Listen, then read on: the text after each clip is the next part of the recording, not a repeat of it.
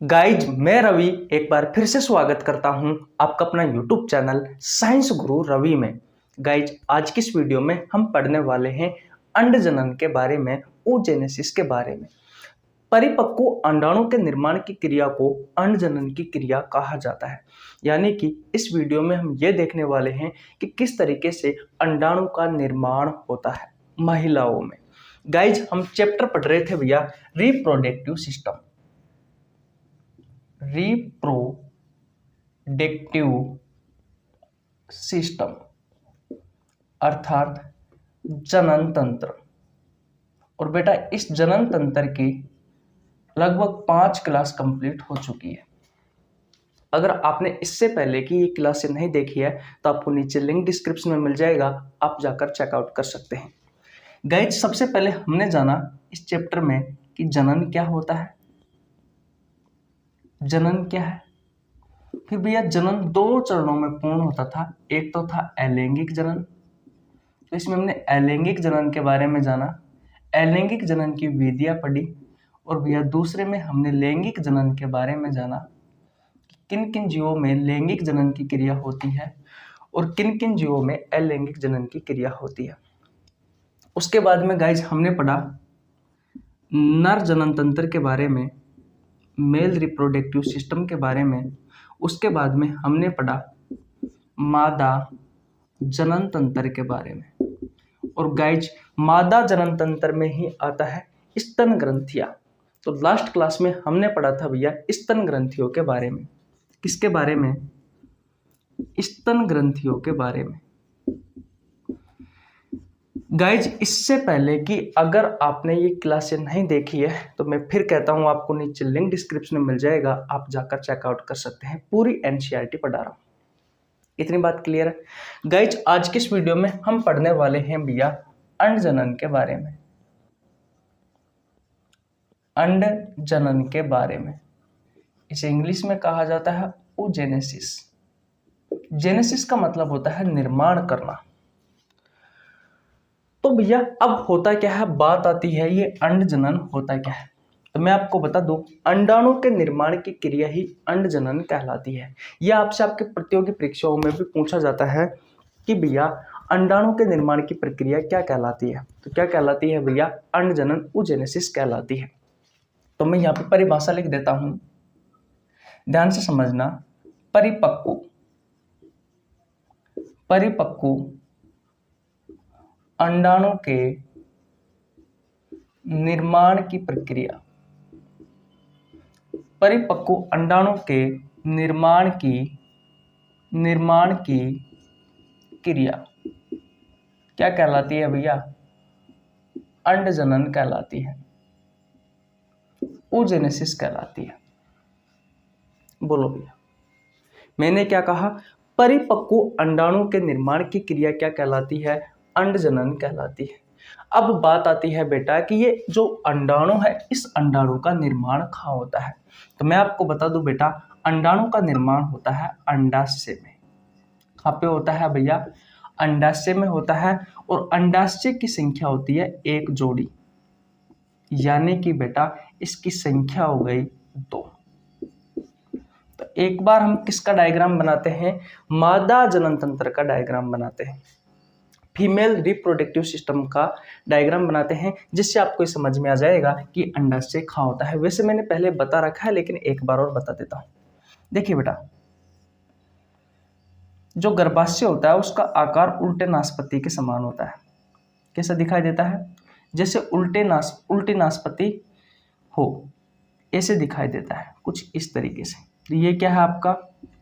ये है गर्भाशय। और इस गर्भाशय से पहले तो इस तरीके से सक्रिय नलिका होती है, फिर फूला हुआ भाग होता है, फिर आगे एक संरचना होती है इसे कूपिका बोलते हैं। और यहाँ पर भैया झालर होती है जो किससे कनेक्ट होती है? अंडाशय से। ठीक ऐसे ही ऐसे पतली नली, फिर फूला हुआ भाग, फिर ये कूपिका और ये झालर, ये किससे कनेक्ट होते हैं? ये अंडाशय से जुड़े होते हैं। तो बेटा ये है आपका अंडाशय। एक अंडाशय तो यहाँ होता है और दूसरा अंडाशय यहाँ होता है। ये फैलोपियन ट्यूब है जिसमें फर्टिलाइजेशन की प्रक्रिया होती है, निषेचन की क्रिया होती है। ये क्या है? अंडवाहिनी नलिका, या इसे डिंबवाहिनी नलिका कह दीजिए या फैलोपियन ट्यूब कह दीजिए, बात एक ही है। ये क्या है? ये आपका भैया गर्भाशय है। और ये क्या है? ये है गर्भाशय ग्रीवा वाला भाग।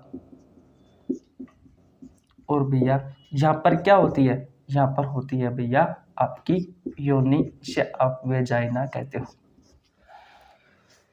ये लो भैया, ये है आपका मादा जनन तंत्र, फीमेल रिप्रोडक्टिव सिस्टम का डायग्राम।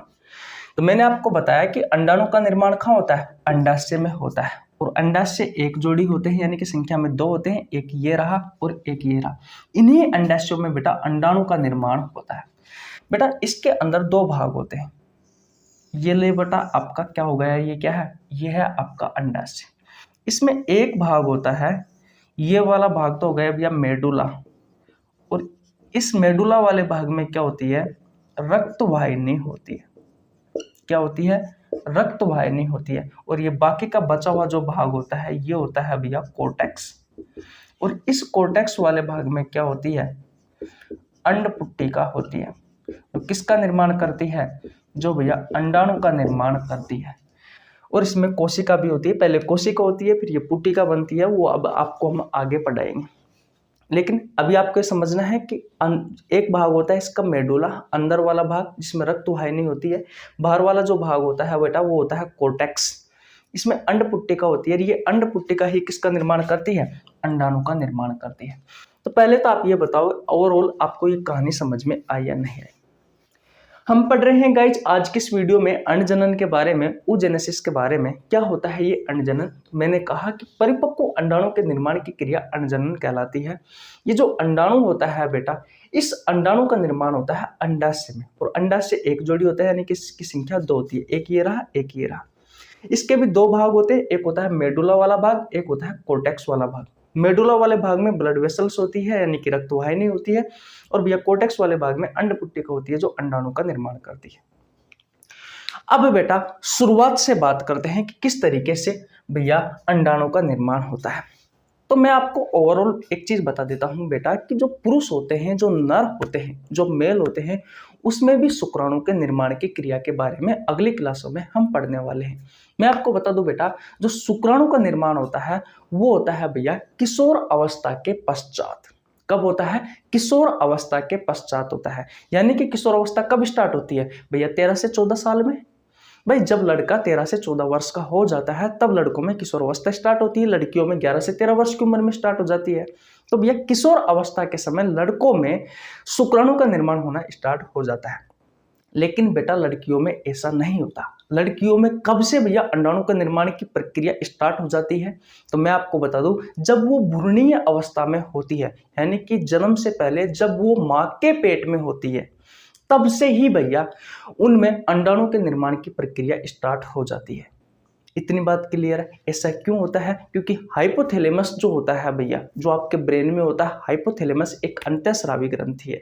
इसे मास्टर ग्रंथि भी कहते हैं। ये भैया आपकी जो पीयूष ग्रंथि है उस पीयूष ग्रंथि को कंट्रोल करती है। एक हार्मोन रिलीज करेगा बेटा hypothalamus, GnRH, gonadotropin releasing hormone. ये बेटा पिट्यूटरी ग्लैंड के पास जाएगा, पिट्यूटरी ग्लैंड्स को कहेगा कि आपकी जो गोनेड्स हार्मोन है, गोनेड्स जो ग्लैंड है उनको आप रिलीज करो। जैसे कि उसमें 2 हार्मोन आते हैं, एक आता है LH ल्यूटिनाइजिंग हार्मोन और एक आता है FSH। ये हार्मोन बेटा पिट्यूटरी ग्रंथि रिलीज करती है। एक LH हार्मोन रिलीज करती है, एक FSH हार्मोन रिलीज करती है। और ये किसके कहने पर करती है? तो ये हाइपोथैलेमस के कहने पर रिलीज करती है। अब ये हार्मोन क्या करते हैं? तो बेटा लड़कियों में द्वितीयक लैंगिक लक्षणों को दिखाते हैं, लेकिन उससे पहले भैया ये अंडाणु के निर्माण की क्रिया को स्टार्ट करवा देते हैं। ये पुटकों के निर्माण स्टार्ट करवा देते हैं भैया अंडाशय में। तो आइए समझते हैं बेटा किस तरीके से अंडाणु के निर्माण की क्रिया जन्म से ही, यानी कि जब माँ के पेट में होती है मादा महिला, उस समय बेटा इस अंडाणु का निर्माण स्टार्ट हो जाता है। पहले ये बताओ, ये सारी कहानी आपको समझ में आ गई? ओके भैया, बहुत अच्छी बात है, मिटा दो। ओके गाइज, मेरा नाम रवि है। मैं सभी प्रतियोगी परीक्षाओं के लिए क्या पढ़ाता हूँ? बायोलॉजी पढ़ाता हूँ। बेटा जो कंटेंट आपको पेड कोर्स में उपलब्ध नहीं होता उससे अच्छा कंटेंट देने की कोशिश करता हूं। आपको हमारे साथ जुड़ने के लिए 1 रुपये देने की आवश्यकता नहीं है, आपको सिर्फ हमारे चैनल को सब्सक्राइब करना है, बेल आइकन को प्रेस करना है, जिससे आपके पास हमारी वीडियो का नोटिफिकेशन टाइम टू टाइम पहुंच सके। गाइज मैंने बायोलॉजी के बहुत सारे चैप्टर करवा रखे हैं, बहुत सारे चैप्टर की एमसीक्यू सीरीज करवा रखी है, जहां पर मैंने आपको बता रखा है कि किस तरीके से आपसे आपके प्रतियोगी परीक्षाओं में बायोलॉजी के क्वेश्चन पूछे जाते हैं। इसलिए भैया हमारे चैनल को एक बार जरूर विजिट करें, और अगर आप चैनल पर नए आए हो तो चैनल को जरूर सब्सक्राइब करें, ताकि आपके पास हमारी वीडियो का नोटिफिकेशन टाइम टू टाइम पहुंच सके। गाइज अब होती है आज की क्लास आपकी, अब स्टार्ट होती है वो पहले वाली जो क्लास थी। अभी जो मैंने 10 मिनट में आपको पढ़ाया है वो तो सिर्फ ओवरऑल इंट्रोडक्शन था। अब देखिए बेटा, मैंने कहा कि जो अंडजनन की जो क्रिया होती है, यानी कि अंडाणु के निर्माण की जो शुरुआत होती है बेटा, जब लड़की मां के पेट में होती है उस समय से ही स्टार्ट हो जाती है। यानी कि मैं एक तरफ लिख देता हूं, जन्म के पहले। ये कहानी कब की है बेटा? ये कहानी लड़की की है, और ये जन्म के पहले की कहानी है। कब की? जब भ्रूणीय परिवर्धन हो रहा होता है। भ्रूणीय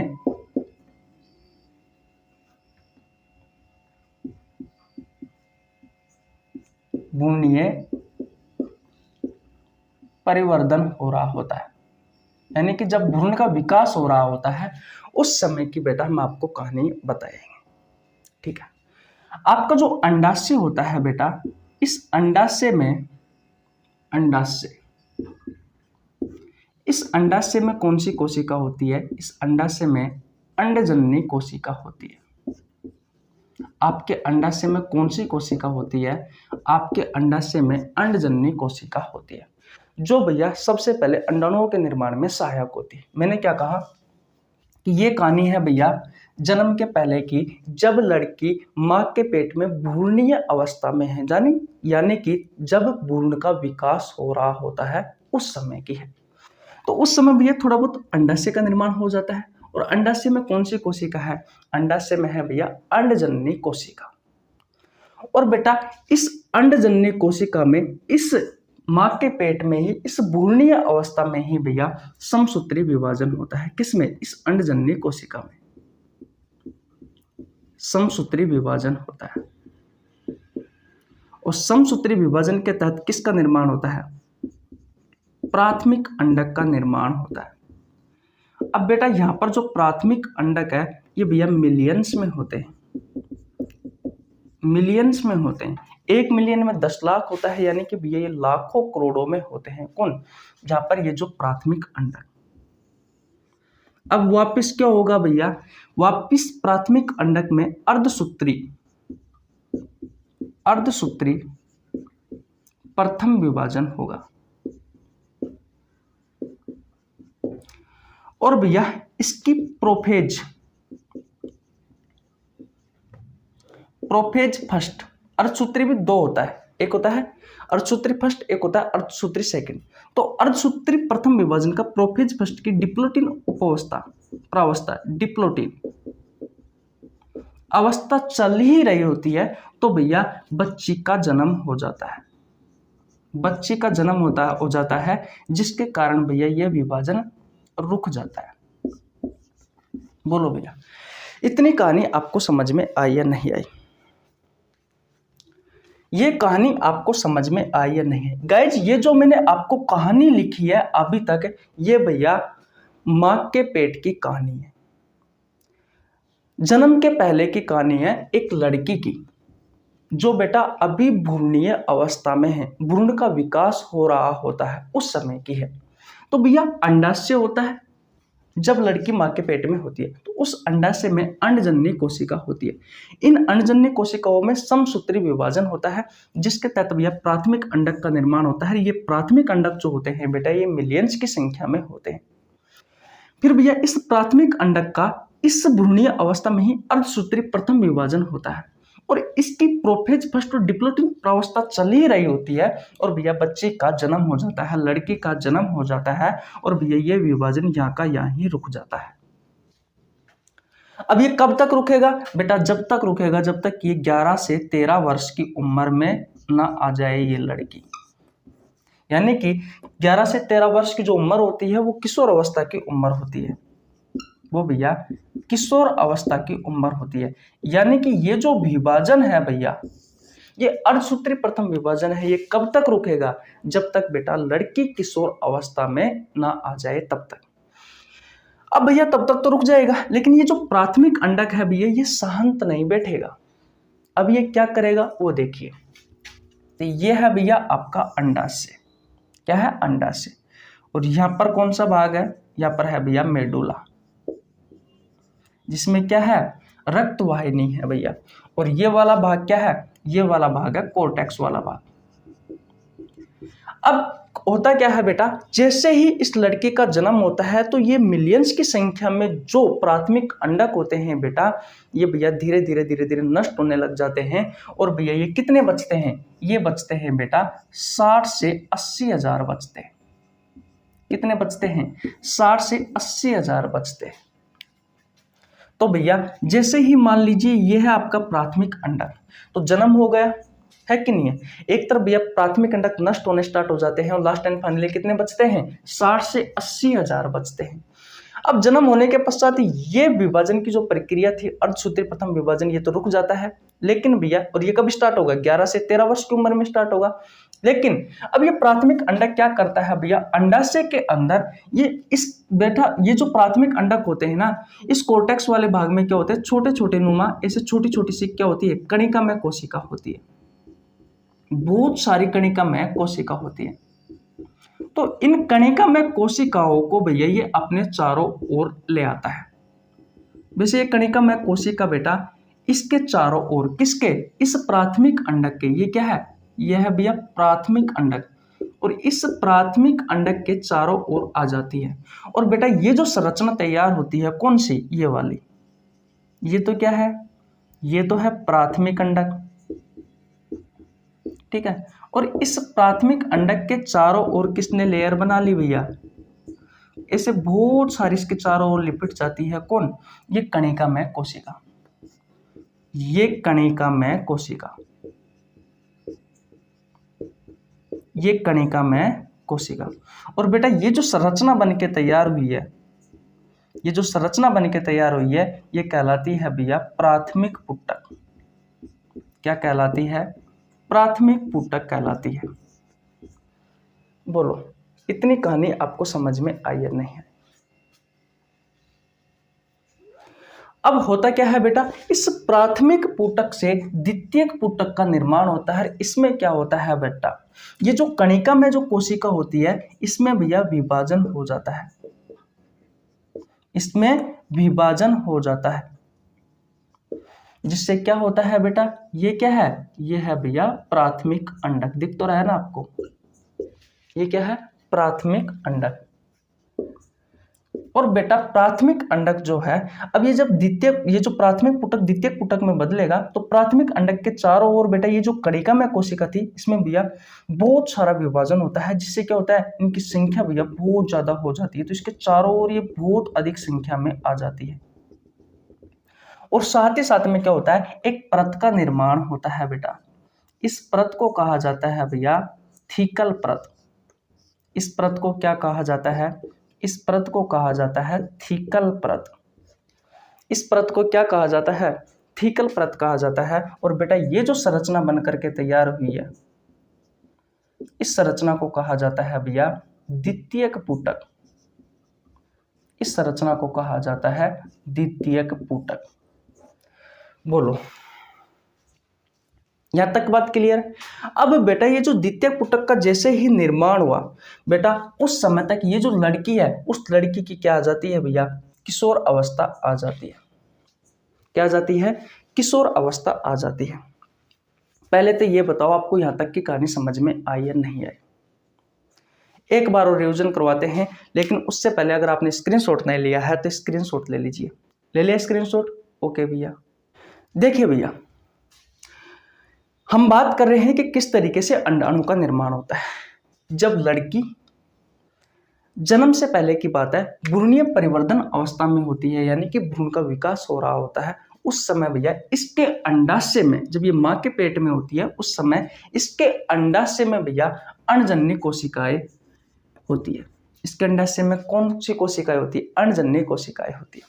बेटा ये जो अण्डजन्य कोशिका है इनमें समसूत्री विभाजन होगा, जिसके तहत बेटा किसका निर्माण होगा, प्राथमिक अंडक का निर्माण होगा। और भैया ये प्राथमिक अंडक का निर्माण मिलियंस में होगा, यानी कि लाखों करोड़ों की संख्या में होगा। उसके बाद में बेटा ये जो प्राथमिक अंडक है इसमें अर्धसूत्री प्रथम विभाजन होगा, और जैसे ही अर्धसूत्री प्रथम विभाजन हुआ उसकी प्रोफेज फर्स्ट और डिप्लोइड प्रावस्था में आने लगी, और वैसे ही बेटा इस बच्ची का जन्म हो जाता है, और जन्म के तहत बेटा ये जो विभाजन है ये ऐसे कैसे ही रुक जाता है। अभी कब तक रुका रहेगा, जब तक कि 11 से 13 वर्ष की उम्र ना हो जाए, यानी कि लड़की किशोर अवस्था में ना पहुंच जाए, तब तक रुका रहेगा। इतनी बात क्लियर, बोलो कोई परेशानी नहीं होनी चाहिए। अब बेटा ये जो प्राथमिक अंडक का निर्माण हुआ है, अब ये प्राथमिक अंडक में कोशिका का विभाजन तो रुक गया, लेकिन अब ये कुछ तो करेगा। तो ये क्या करेगा बेटा, इस कोर्टेक्स वाले भाग में कणिका में कोशिका होती है, इसको भैया अपने चारों ओर लिपेट लेता है।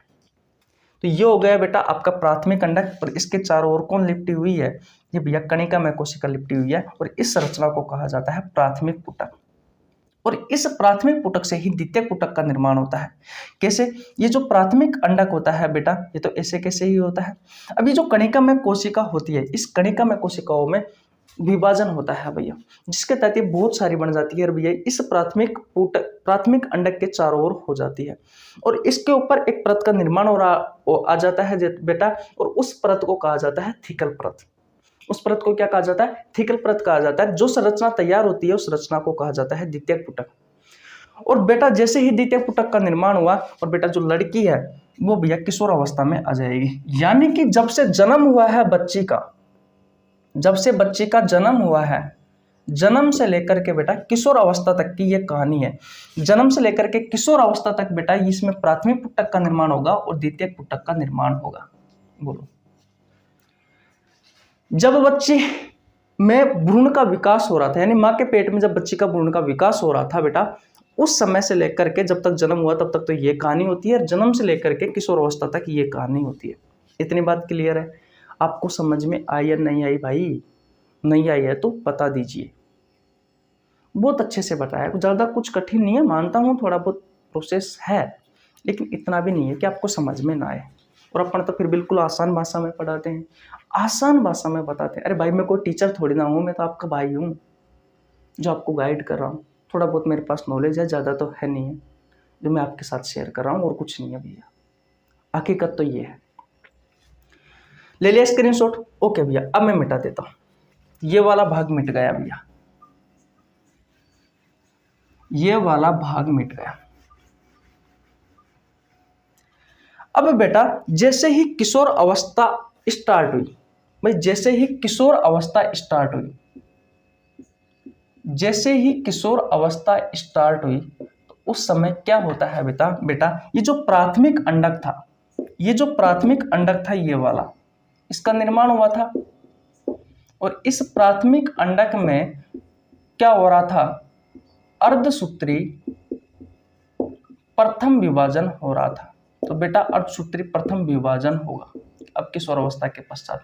और इस प्राथमिक अंडक से क्या बनेगा भैया, असमान विभाजन होता है। यहाँ पर असमान विभाजन होता है, जिसके तहत एक तो होता है भैया ध्रुवीय कोशिका का निर्माण, ध्रुवीय कोशिका का निर्माण होता है, और एक होता है बेटा इस तरीके से एक बड़ी संरचना होती है, और इस संरचना को कहा जाता है द्वितीयक अंडक।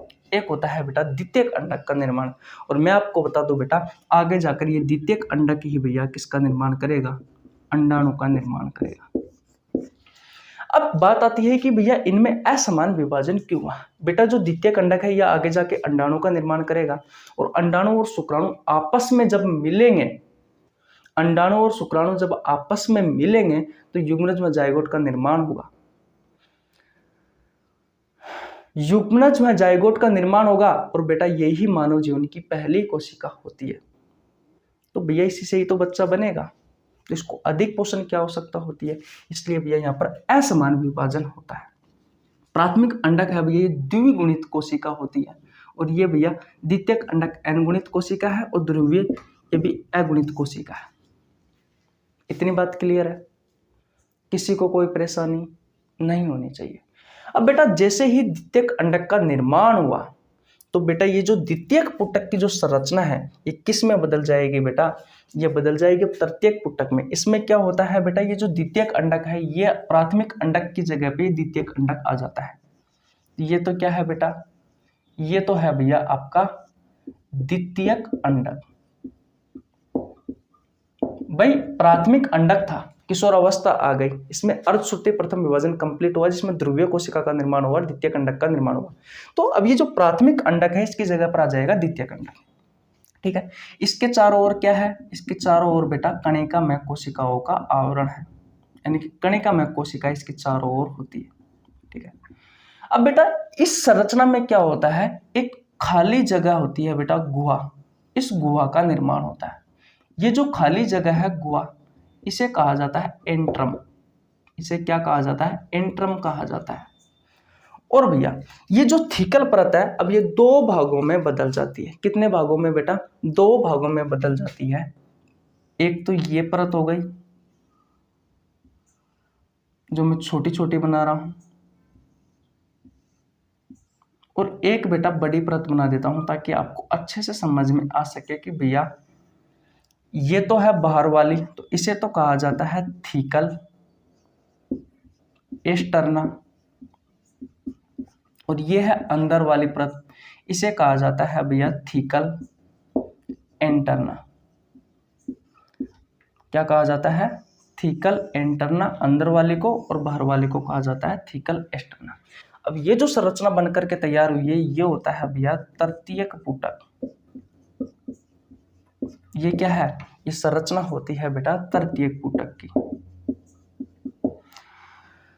बोलो, तो ये दोनों जो क्रियाएं हो रही है बेटा ये साथ साथ होती है अंडाशय में। प्राथमिक अंडक का अर्धसूत्री प्रथम विभाजन कंप्लीट हुआ जिसके तहत ध्रुवीय कोशिका का निर्माण हुआ, और यहाँ पर भी भैया कहीं ना कहीं ध्रुवीय कोशिका होती है, जैसे मान लीजिए यह है, लेकिन ये नष्ट हो जाती है, और एक हुआ बेटा द्वितीयक अंडक का निर्माण। तो ये जो प्राथमिक अंडक है इसकी जगह पर तो द्वितीयक अंडक आ गया, इसके चारों ओर जो कणिकामय कोशिका वो है। एक बेटा खाली जगह का निर्माण और होता है, एक गुहा का निर्माण होता है, इस गुहा को कहा जाता है एंट्रम। और बेटा इसके अलावा ये जो थीकल परत होती है दो भागों में बट जाती है। एक बढ़ जाती है थीकल एंटरना जो अंदर वाला पार्ट है, और एक है भैया बाहरी वाला पार्ट इस थीकल परत का जो है थीकल एस्टर्ना, और इसे कहा जाता है भैया तृतीयक पुटक। इस संरचना को कहा जाता है तृतीयक पुटक संरचना। इतनी बात क्लियर? ओके भैया, कोई दिक्कत यहां तक नहीं होनी चाहिए। अब होता क्या है बेटा, ये जो द्वितीयक अंडक है, ये जो द्वितीयक अंडक है, इस द्वितीयक अंडक में क्या होता है, अर्धसूत्री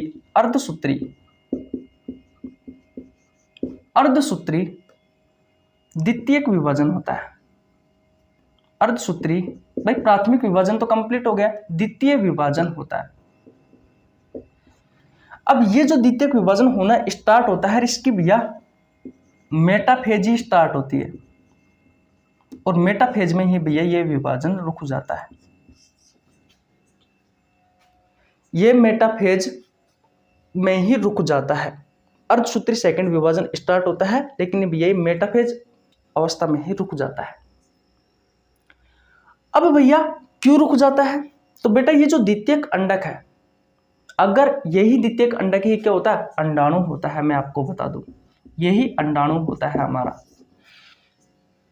अब इसका निर्माण कैसे हुआ अभी हम आपको बता देंगे। अभी ये अंडाणु फ्लोपियन ट्यूब में चला जाएगा, और फ्लोपियन ट्यूब में बेटा अगर शुक्राणु आ गया, जनन की क्रिया हुई और बेटा शुक्राणु पहुंचा इस अंडाणु के पास, तो भैया आगे जाके ये अर्धसूत्री सेकंड विभाजन कंप्लीट होगा।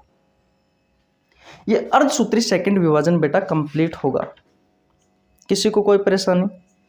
मैंने कहा कि ये अर्धसूत्री सेकंड विभाजन कंप्लीट होगा। ये अर्धसूत्री सेकंड विभाजन बेटा कंप्लीट होगा अगर इसके पास शुक्राणु आया तो, और नहीं आया तो भैया ये ऐसे कैसे ही रुक जाता है। अब भैया लड़की किशोर अवस्था में स्टार्ट हो गई, उस समय क्या जनन की क्रिया होगी? क्या नहीं होगी बेटा। तो उस समय क्या होगा, ये जो अर्धसूत्री सेकंड विभाजन है मेटाफेज में आकर के रुक जाता है। अब यहां तक इस तृतीय पुटक तक आपको कहानी समझ में आई या नहीं आई, सबसे पहले तो मुझे ये बताओ। आ गई? तो ओके, अब इसको मिटा देता हूं बेटा मैं। ये किस तरीके से प्राथमिक पुटक से द्वितीय पुटक का निर्माण हुआ, किस तरीके से द्वितीय पुटक से तृतीय पुटक का निर्माण हुआ, ये कहानी आपको अच्छे से समझ में आ गई होगी। अब बात आती है बेटा कि इस जो तृतीयक पुटक होता है, इस तृतीयक पुटक से ग्राफियन पुटक का निर्माण और होता है। इसका निर्माण होता है भैया, ग्राफियन पुटक का निर्माण होता है। और वो कैसे होता है वो देखिए। अब होता क्या है बेटा, जो ल्यूटिनाइजिंग जो हार्मोन होता है LH हार्मोन और FSH हार्मोन जो होता है, इसका स्तर भैया एकदम बढ़ जाता है। जिससे क्या होता है बेटा, ये जो तृतीय पुटक है, सॉरी अभी तो क्या होगा, अभी नहीं होगा ये काम, अभी नहीं होगा। अब ये जो तृतीय पुटक होता है, इससे भैया ग्राफियन पुटक का निर्माण होता है। वो क्या होता है, कैसे होता है बेटा, ये जो द्वितीय कंडक है ये ऐसे कैसे ही रहता है। ये क्या है, ये है भैया द्वितीयक अंडक। अब ये जो द्वितीयक अंडक होता है बेटा, इसके चारों ओर 2 लेयर का निर्माण होता है। एक होता है भैया जोना पेल्यूसिडा,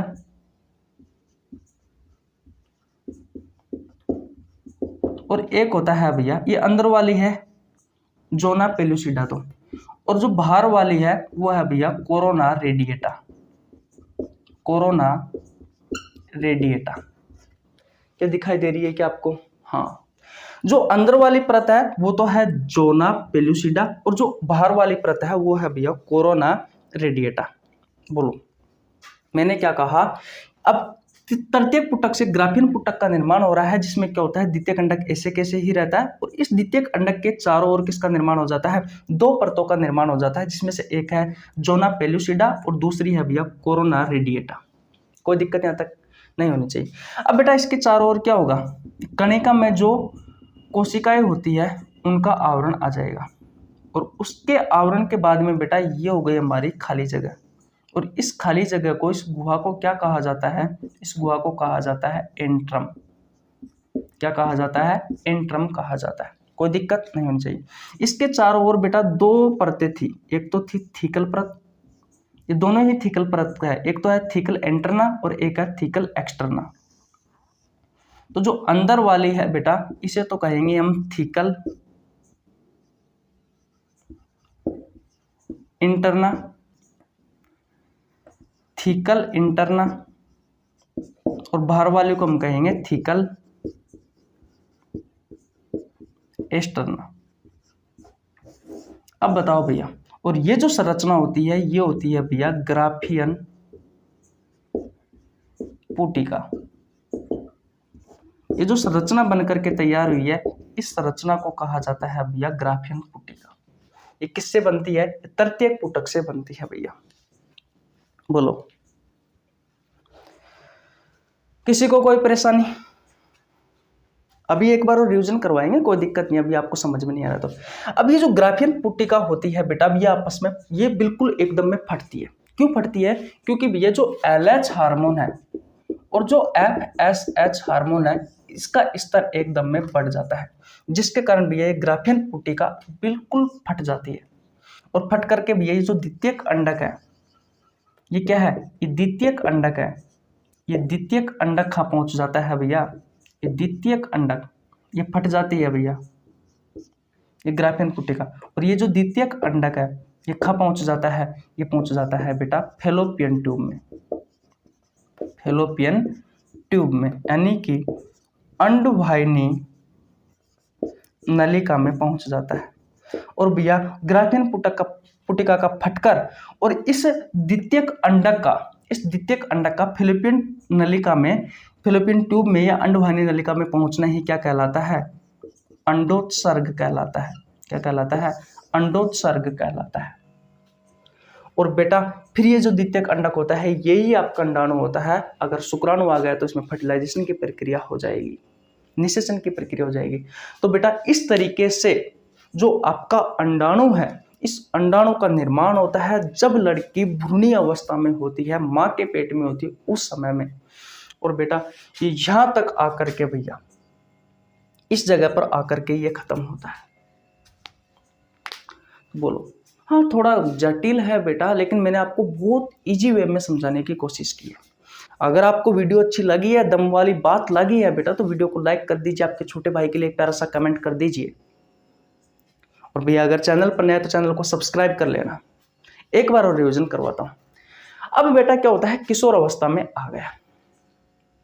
पहले बात रह गई, द्वितीय पुटक का निर्माण हो गया। द्वितीय पुटक का निर्माण जैसे ही हुआ बेटा, तो भैया क्या हुआ, वो लड़की किशोर अवस्था में आ जाती है। किशोर अवस्था में क्या होता है, प्राथमिक अंडक है बेटा, इसमें अर्धसूत्रीय प्रथम विभाजन होता है, जिसके तहत ध्रुवीय कोशिका और द्वितीय कंडक का निर्माण होता है। ये असमान विभाजन होता है, इसलिए होता है क्योंकि द्वितीय कंडक आगे जाकर के अंडाणु का निर्माण करता है, इससे ही भैया बच्चा का निर्माण होता है। जब शुक्राणु और अंडाणु आपस में मिलेंगे, इसलिए इसे पोषण की ज्यादा आवश्यकता होती है। कोई दिक्कत? अब बेटा जो द्वितीय पुटक है, उससे ही भैया तृतीय पुटक का निर्माण होता है। द्वितीय पुटक की संरचना मैंने आपको बताई थी। अंदर क्या होता था, द्वितीय पुटक में प्राथमिक कंडक, उसके बाद ये कणिका में कोशिका, और उसके बाद भैया क्या होती थी, थीकल परत थी। अब क्या हुआ तृतीय पुटक में बेटा, ये जो द्वितीय प्राथमिक अंडक था, इसकी जगह पर द्वितीय पुटक आ गया। ये कणिका में कोशिकाओं में द्वितीय पुटक में भैया विभाजन हुआ था, तो ये बहुत सारी हो गई। अब बेटा तृतीय पुटक में आपको क्या देखने को मिलता है, एक तो ये गुहा देखने को मिलती है, और गुहा के अलावा बेटा क्या देखने को मिलता है, इस गुहा को एंट्रम कहा जाता है। और ये जो थिकल एस्टर्ना है बेटा, ये दो भागों में बट जाती है। एक बढ़ती है भैया थिकल एंटरना जो अंदर वाली है, और एक होती है थिकल एक्सटर्ना जो बाहर वाली होती है।